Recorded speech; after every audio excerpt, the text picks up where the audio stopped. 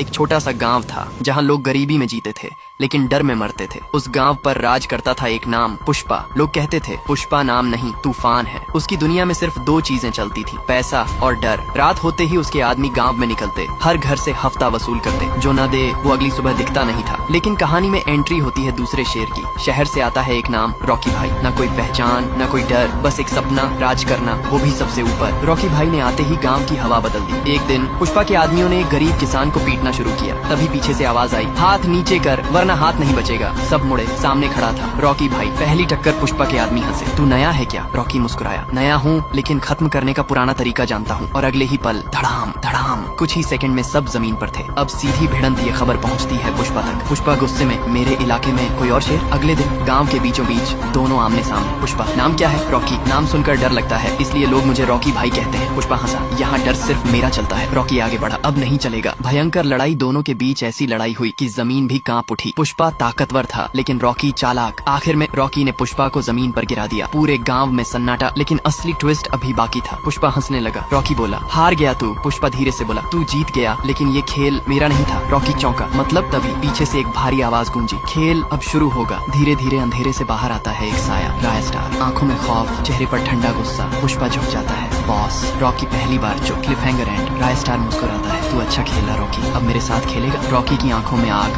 मैं किसी के साथ नहीं खेलता, मैं खेल खत्म करता हूँ। राय स्टार, तो फिर तैयार हो जा क्योंकि अब तू मेरे खेल में है। अब असली अंडरवर्ल्ड शुरू होगा जहाँ सिर्फ एक ही राजा बचेगा। आगे देखने के लिए पार्ट 2 कमेंट करें।